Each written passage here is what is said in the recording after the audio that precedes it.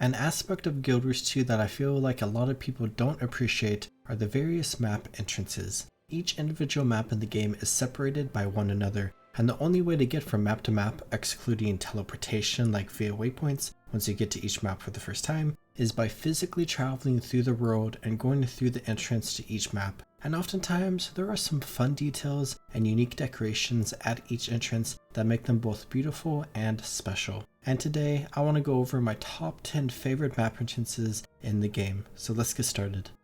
In the number 10 spot is Diessa Plateau to Wayfarer Foothills, where this is just a really simple map transition that is beautifully done with a lot of great details. I love the lead up to this area as you are transitioning from Ascalon and into the Shiver Peak Mountains. You're going uphill and it is becoming a colder environment until you reach the snow. Whereas you look behind you, you can see the normal Ascalonian trees while you are surrounded by the snowy trees of the Shiver Peaks. And amongst the trees is this fantastic Lion Guard haven with a hero challenge where you can challenge a snow leopard shaman. Additionally, you can see some of the steam geysers that you can find in the same area of the world, but on the other side of the mountain inside of Wayfarer Foothills. And of course, overlooking this entire area is Cragstead, the Instance Norn town that is an important part of Living World Season 1, which is connected to the Wayfarer Foothills, but is an entirely separate area on its own. And I just love the detail of seeing this location from Diessa Plateau alongside all of the other details here. In the number 9 spot is Brisban Wildlands to the Silverwastes. This is one of the first new map entrances that we see added after the original launch of the game, the others being the entrance from Brisban Wildlands and into Drytop, as well as the Lion's Arch portal to South Sun Cove. This is a map entrance that is incredibly special because it was hyped up a lot. You see, there are a few different map portals as well as locations that map portals would be that you can find through Alteria, which don't lead to any existing maps. They are there to suggest that a map will be added in that area in the future, and I hope we eventually get to see every single one of them. And one of those map portals was here at Fort Vandal in Brisban Wildlands. At launch, this area was closed off and had a ton of super high level, basically impossible to kill bandits protecting it. And with the events of Living World Season 2, the fort was cleared out and the pact moved into the Silverwastes to establish Camp Resolve, where nowadays we see some jungle tendril roots hanging out here alongside Seraph protecting the walls the bandits used to be on, where this area itself looks super cool with the fort going off into the background and all the minor details, but I love how this area was set up with the hints towards the bandits and the massive story they play in this area and further into Maguma, and just how cool this fort looks here. In the number 8 spot is potentially a weird one, but it is Verdant Brink leading to the Forsaken Thicket. Now why I say this is potentially a weird one is because this is a raid entrance, where the Forsaken Thicket is a massive raid consisting of 3 large wings, and it covers a very large chunk of this area of the world. But if you have watched me for a while now, you will know how much I love the fact that many of the raid instances are visible on the world map because it is so fantastic for immersion. This is something that I hope they continue to do in the future, and I really hope we get to see a Raw as well as Dragonstorm on the roadmap too. But of course, this is a raid entrance, so the portal is this red color compared to the normal blue color, and going through the entrance is a little different compared to normal maps because you are entering a raid. But another bit of random praise is how they added the details of the path that you go through to get from Verdant Brink to the Forsaken Thicket, since it is a bit further north of the map. A detail that is unfortunately lacking from a few other areas of the world. But I love how cool this area looks, with it being ruins with a tall staircase leading up to it. I love the frame around the portal, and overall, it is just a great map entrance. In the number 7 spot is Tangled Depths to Dragon Stand. The slot actually has 2 entrances, one that opens up as a result of a meta, and then a side entrance that takes you to Dragon Stand, where the side entrance itself is cool, a fun location to get to, and is nice because it provides an entrance to Dragon Stand that doesn't require the completion of a meta. But the big winner here is the other entrance because it is locked behind the completion of Tangled Depths meta, which is a really unique idea for a map entrance. The story of Tangled Depths kind of leads into the story of Dragon Stand, as the pact is rallying its forces and trying to make their way to the Heart of Thorns, where the pact is trying to blast a massive hole in the wall from Tangled Depths and into Dragon Stand, which is where the meta comes into play, with the chalk being attracted to the cannons and you having to defend them. And the map entrance itself is pretty cool looking, with it being a tunnel carved out of the leyline confluence. And the number 6 spot is Verdant Brink to Lost Precipice. Okay, maybe another potentially weird one, as this is leading to a guild hall, but I think the same vibe counts here, with this being a massive map in the world that is instanced, but being a guild hall that you decorate and hang out with your guild at instead of a raid with challenging bosses. but this entrance is just so cool looking. I love the massive chasm that you have to glide across in order to reach the entrance to this guild hall. I love the massive ruins as well, and everything here just looks so cool. But I have a lot of nostalgia with this area of the road because I have many fond memories of coming here for the first time during launch week for Heart of Thorns.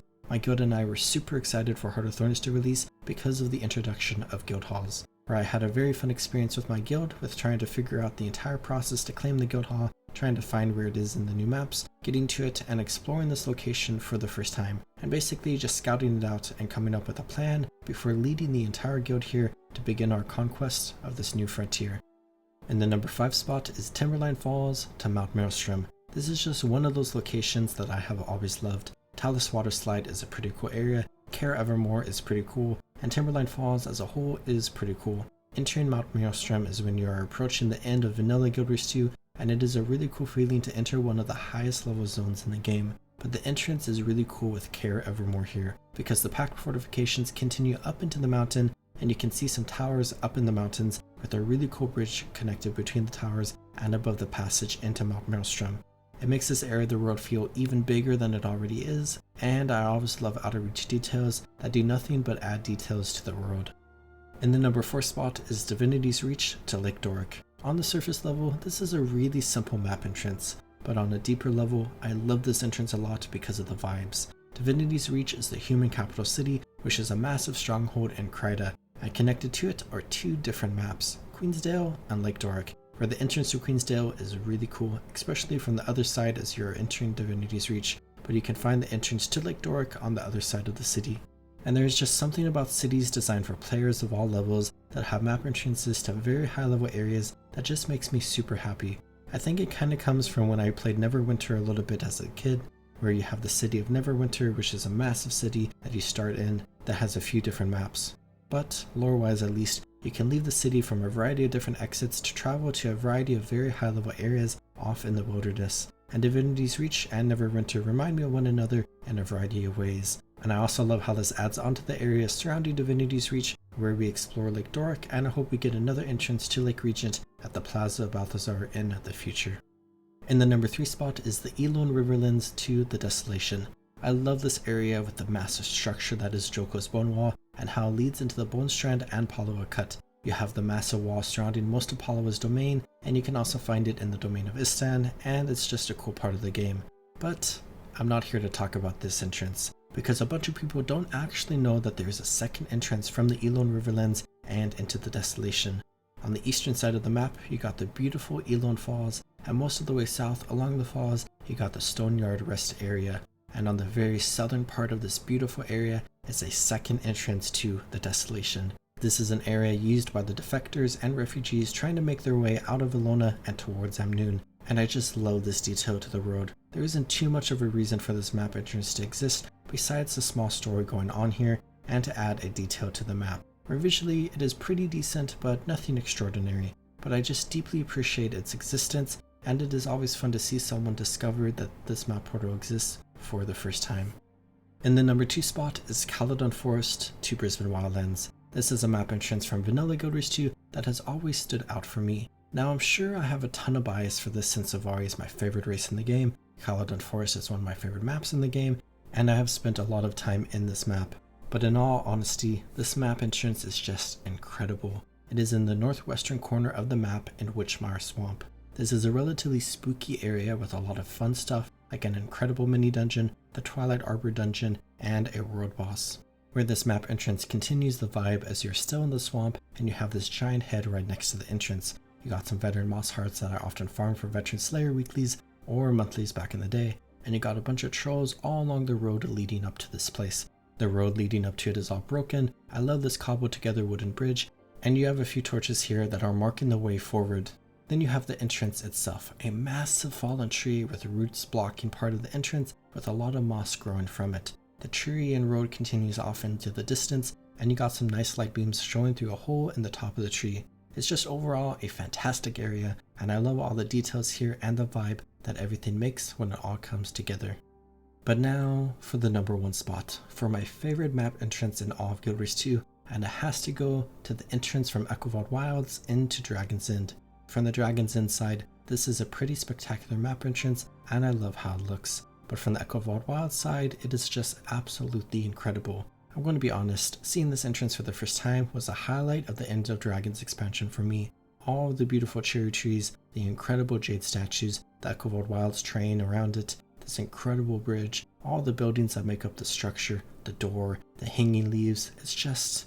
everything about this map entrance is beautiful. It is one of the most gorgeous areas in the entire game, and it is a great transition from Echovald Wilds into the Jade Sea, with how the Echovald Wilds is a very dense forest, and the opening of Dragon's End is super structured and densely populated. But I love coming to this location for the first time on day 1 of End of Dragons, and I still love seeing this area every time I come here. And that's my list. I hope you enjoyed. Guild Wars 2 has a ton of fun map entrances all across the game, and I always appreciate the attention that has been put into them. Walking through a generic gray box to get to every map wouldn't be nearly as fun. If you like this video, consider watching some of my older top 10 videos like top 10 bridges or top 10 adventures. I hope you all are taking good care of yourselves. Have a good one, everyone.